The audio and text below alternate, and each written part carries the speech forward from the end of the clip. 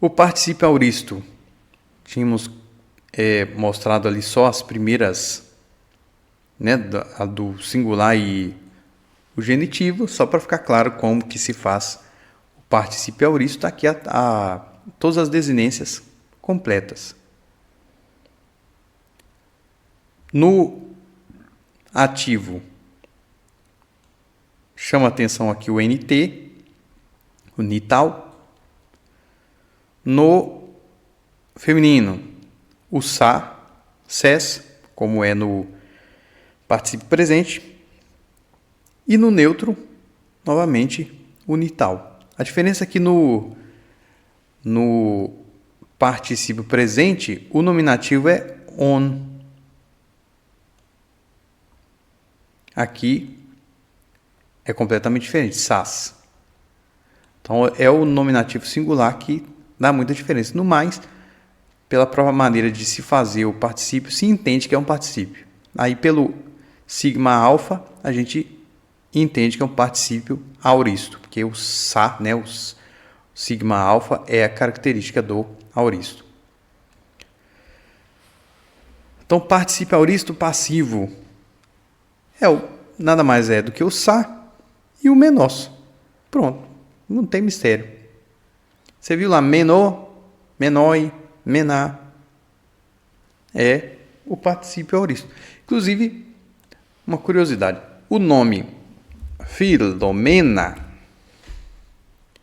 nada mais é do que filo, que vem de filéu, é o verbo, filéu, amar.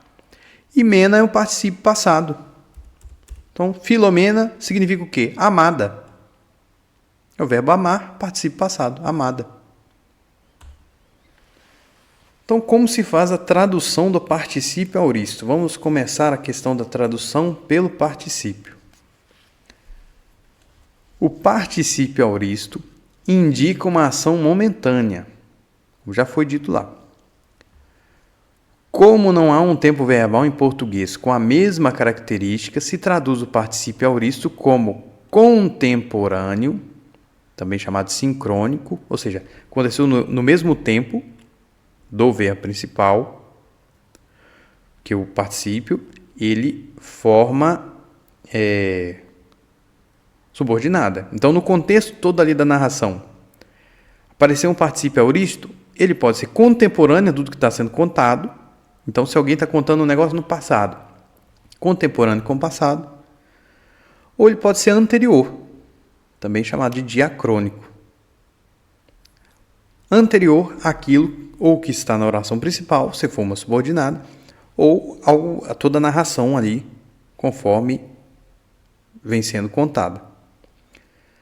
Se deve traduzir o particípio auristo de acordo com o que for mais adequado com o contexto. Aqui que está o problema do auristo, que como não existe essa noção de ação momentânea no português, a gente tem que ver o contexto.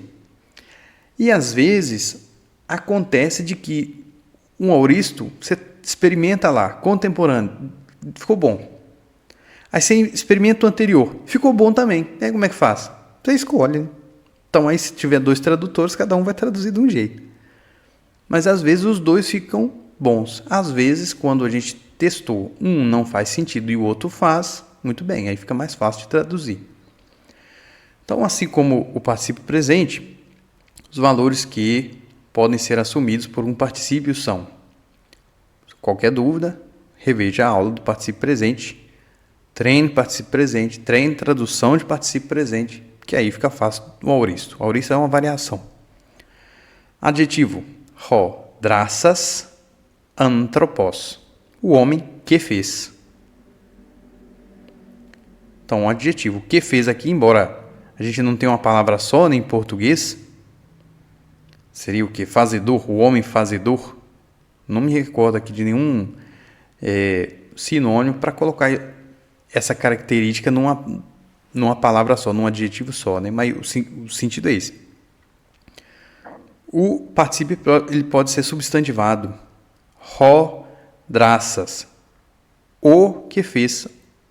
Se a gente pudesse pegar esse que fez aqui e transformar no substantivo, seria o quê? O feitor, o fazedor. mas é nesse sentido de substantivo. Predicado. Horo ton anthropon drasanta. Vejo que o homem fez. Então, é um predicativo. Ou seja, está funcionando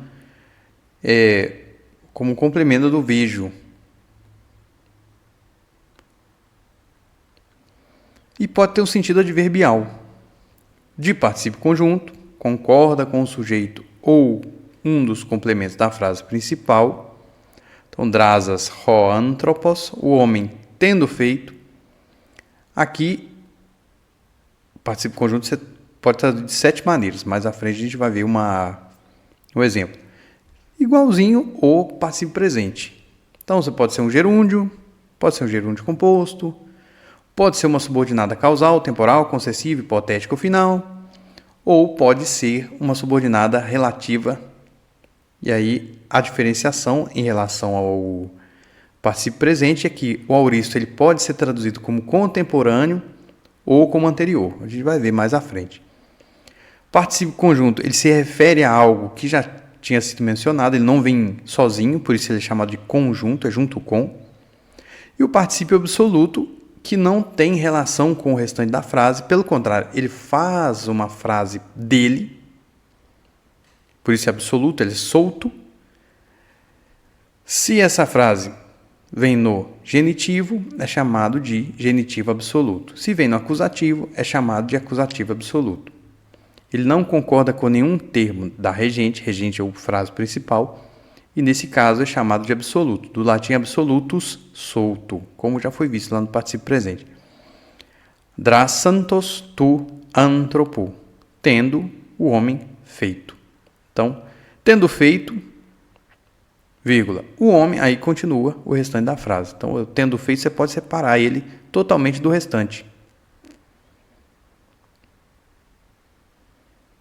Lembrando que aqui não está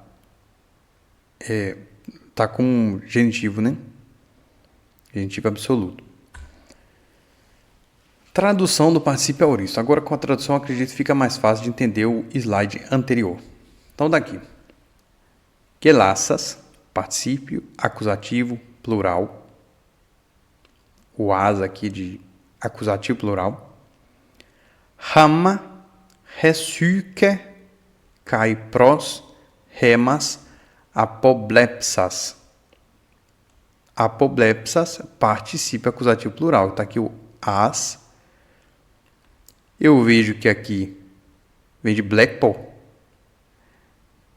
O psi aqui é porque a consoante labial se encontrou com sigma, vira psi, a gente já viu. Aqui eu identifico que é auristo não apenas pelo as, aqui do acusativo, mas também pelo sigma. Se você já treinou muitas vezes as desinências do auristo, quando você bate o olho numa palavra dessa, você desconfia que pode ser um auristo. Eipen. Então, vamos lá. Primeira maneira de traduzir particípio acusativo plural. Como gerúndio contemporâneo, igualzinho particípio presente. Então, se o verbo principal é disse, aqui eipen, eu posso traduzir como rindo, que é gerúndio. Ou como olhando, aqui o outro particípio, gerúndio. Está bem traduzindo, olha. Rindo tranquilamente e olhando para nós, disse. É uma frase de Platão, se não me engano. Era uma frase maior, né? Um pedacinho de uma frase de Platão. Outra maneira, e aqui é diferente do particípio presente, é que pode designar uma ação anterior. Lembrando lá que já tínhamos colocado, cadê?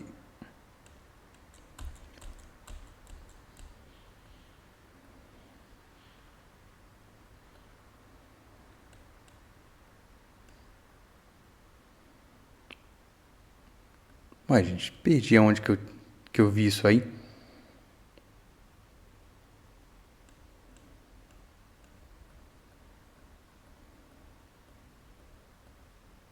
Aqui, ó. Pode ser contemporâneo ou pode ser anterior.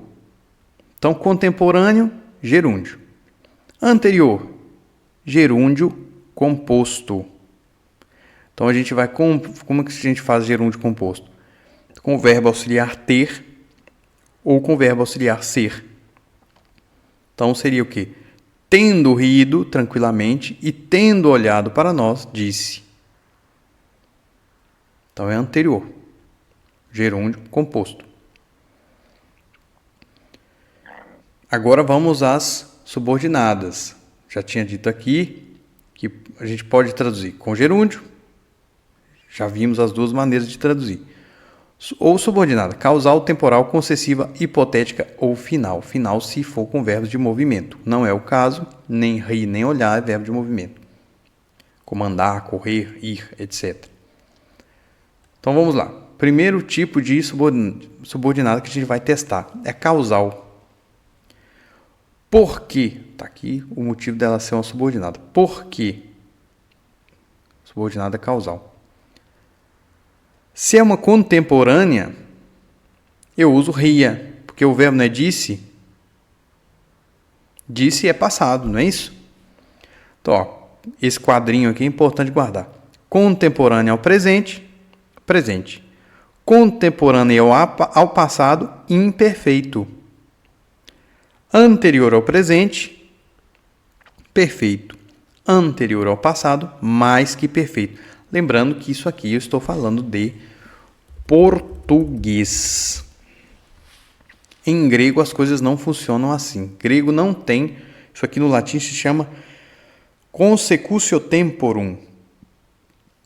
E como o português é uma língua latina, como as nossas formas verbais têm valor de tempo, então o português funciona assim.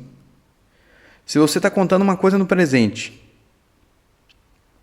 então vou à aula, pego o caderno, vejo a professora, olho para frente, tudo no presente, né? E você quiser dizer uma coisa contemporânea ao que você está contando, você usa o imperfeito. Contemporânea, aliás, perdão. Você usa o presente também. Então você está lá, vejo a professora, vejo o quadro. Nesse momento, entra na sala o diretor. Então veja, o entra, o olha, pega no caderno, todos os verbos no presente, porque contemporâneo ao presente é o presente. Contemporâneo ao passado é o imperfeito. Então, vamos imaginar o mesmo exemplo agora, mas no passado. Fui na aula, peguei o ônibus, entrei na faculdade, sentei na cadeira quando entrava a professora. Então, veja, eu estou falando uma coisa contemporânea às ações que eu estou falando, todos do verbo do passado. Então, quando eu quero falar uma ação que aconteceu ao mesmo tempo desses verbos que eu estou descrevendo no passado, eu uso o imperfeito. Quando entrava a professora, imperfeito. Novamente, isso são características do português. Como na hora de traduzir o grego, a gente tem que passar ele para o português, tem que saber como você faz uma ação contemporânea ou uma ação anterior. Anterior ao presente, o perfeito. Então, se eu estou contando uma coisa no presente, pego o caderno, escrevo o meu nome, vejo o quadro, e aí você vai falar uma ação do passado, anterior ao presente, você usa o perfeito. Pego a lição que fiz, pretérito perfeito, passado. É a maneira de dizer uma ação anterior ao presente. Em português, você usa o tempo perfeito. A gente faz isso o tempo todo, só que a gente não percebe essa regra. Simplesmente, eu estou explicitando a maneira como o português relaciona os tempos, que é chamada de consecutio temporum. Anterior ao passado é o mais que perfeito. Mais que perfeito, tentando pensar uma música que tem o mais que perfeito. A única música que eu conheço é aquela que começa, aquela da Eucaristia que começa eu quisera, Jesus adorar. Eu quisera Jesus adorar. É a única música que eu sei que uso mais que perfeito, porque não é comum. Para que serve o mais que perfeito? Quando você encontrar um verbo com esse final de era, ara, falara, trouxera, significa o quê? Que a pessoa que está escrevendo ou falando está contando algo do passado. Mas aí ela quer salientar um acontecimento, alguma coisa que aconteceu antes disso. Então, por exemplo, eu estou falando de uma coisa que aconteceu ontem. Ontem fui à aula, peguei o caderno, estou falando tudo passado, né? Fui, peguei, escrevi o meu nome, lembrei que eu fizera a tarefa de latim, de grego. Então veja, o fizera, o que eu quero salientar aqui? Que esse fizera é anterior a todas as ações que eu nomeei com verbos do passado. Então esse quadrinho aqui expressa aquilo que a língua portuguesa faz, só que a gente não presta atenção. Contemporâneo é o presente. Contemporâneo é o passado, é o imperfeito. Anterior, ou seja, contemporâneo é no mesmo tempo. Anterior ao presente é o perfeito. Anterior ao passado é o mais que perfeito. É a famosa consecutio temporum, que o português derivou do latim. Dito isso, se eu quero fazer uma subordinada causal daqui, ó, por quê? O verbo está no passado. Eipen, disse. Como que eu faço a contemporânea ao passado? Não é com imperfeito? Então eu vou usar ria. Se eu quero, lembrando lá, o auristo ele pode ser usado para dizer uma ação contemporânea ou uma ação anterior. Se eu quiser traduzir como contemporânea, eu vou por ria. Contemporânea ao passado. Se eu quiser uma ação anterior, é também uma tradução possível, eu vou usar anterior ao passado, mais que perfeito. Então, vou usar o rira. Olha que chique. Usar mais que perfeito é uma coisa chique. É coisa de quem tem leitura, né, por assim dizer. Então, a tradução poderia ser: porque ria tranquilamente e olhava para nós, disse. Subordinada causal contemporânea ao verbo que está no passado.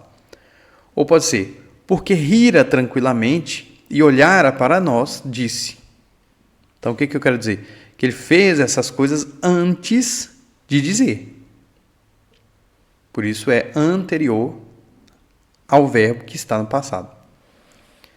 Então, aí, de acordo com o que eu estou traduzindo, eu vou ver. Essa tradução funciona? Se funcionar, beleza, ok, é possível. Gerúndio se refere ao sujeito, né? Se o particípio se refere ao sujeito, sempre funciona. Então, essas três funcionam. Vamos tentar agora uma subordinada temporal. Lembrando, ó, causal, já tentei. Agora, temporal. Se ela é contemporânea, eu uso quando. Se ela é anterior, não é depois, não, perdão. É antes.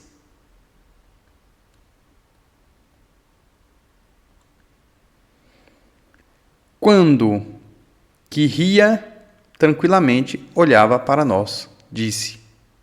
Ou antes que ria, ou antes que rira tranquilamente e olhara para nós, disse. Talvez esse aqui, embora fique realmente estranho, né? Pelo menos para mim soou um pouco estranho essa forma como subordinada temporal. Mas talvez no contexto faça sentido. Teria que pegar o texto todo, aqui a gente está traduzindo só uma frase. Antes que rira tranquilamente e olhara para nós, disse. Mas me soa muito estranho como subordinada temporal. Eu não escolheria essa. Outro tipo de subordinado, outra maneira de traduzir particípio. Causal, temporal, concessiva. Aqui, vem um problema próprio da língua portuguesa. Não tem nada a ver com o grego, tem a ver com o bendito do português. É o quê? Ainda que, isso é a maneira de fazer concessiva, né? Ainda que. O problema é que quando eu ponho esse que, o que vem depois, o português pede o conjuntivo. Problema. Se fosse em latim, o latim tem 4 tipos de conjuntivo. Tem o conjuntivo perfeito, o imperfeito, o presente e o mais que perfeito. Então dá para você fazer contemporaneidade no conjuntivo e anterioridade ao passado no conjuntivo, porque o latim tem mais que perfeito conjuntivo. O português não tem. O português só vai ter conjuntivo presente, conjuntivo imperfeito, conjuntivo futuro. Então, isso limita a gente dar essa nuance de anterioridade e de contemporaneidade. Porque, meio que, quando eu uso a concessiva, ainda que, isso me obriga a usar conjuntivo imperfeito ou presente. Mas tem que ser conjuntivo. Ainda que ria tranquilamente e olhava para nós, disse. Aqui não coloquei conjuntivo, não coloquei o imperfeito. Veja como sou estranho, porque o que ele pede um conjuntivo. Ainda que ria tranquilamente e olhava para nós, disse. Não faz o menor sentido essa construção. Mudando para o imperfeito. Ainda que risse tranquilamente e olhara para nós, aqui eu mantive o mais que perfeito, mas poderíamos colocar também o imperfeito conjuntivo. Ainda que risse tranquilamente e olhasse para nós, disse. Soa estranho. Não é, de fato, até porque, como é uma subordinada concessiva, não parece que seja impedimentos para dizer o rir e o olhar, para a gente ter que usar o ainda que. Então, concessiva não funciona. E a última é hipotética. Se ria ou se rira tranquilamente e olhava ou olhara para nós, disse. Também não faz sentido, não é uma hipótese. Então, a subordinada hipotética não funciona. Então, nós experimentamos todas as subordinadas, os gerúndios, seja o gerúndio presente, que é contemporâneo, ou gerúndio composto, que é anterior. Só essas 3 primeiras traduções funcionam. E a última é a relativa. Aqui, com uma subordinada relativa com verbo contemporâneo ou anterior. Relativa a gente usa aquele que ou aquilo que, aquele se é uma pessoa, aquilo se é uma coisa. Aquele que ria tranquilamente e olhava para nós, disse. Ria. Olhava é o imperfeito, né? Então, contemporâneo ao passado. Aquele que ria e olhava para nós, disse. Funciona. Ou eu posso usar, aqui eu fiz contemporânea, né? Posso usar anterior. Anterior ao passado. Anterioridade ao passado é o mais que perfeito. Então, seria aquele que rira tranquilamente e olhara para nós, disse. Funciona perfeitamente. Então, nós vimos que das 7 possibilidades de tradução, essas 4 são as únicas que funcionam. Então, sabendo disso, eu vou escolher aquela que fica melhor no texto que eu estou traduzindo. Aqui estamos traduzindo só uma frase, não tem o contexto todo para saber, mas essas são as maneiras de se traduzir um particípio auristo, muito semelhante ao particípio presente. Então, se a pessoa que está vendo o vídeo não entendeu bem como se traduz o particípio auristo, reveja o particípio presente. Porque entendendo como se traduz o particípio presente, o particípio auristo, a única diferença é que, além do contemporâneo, você pode fazer o anterior ao verbo principal.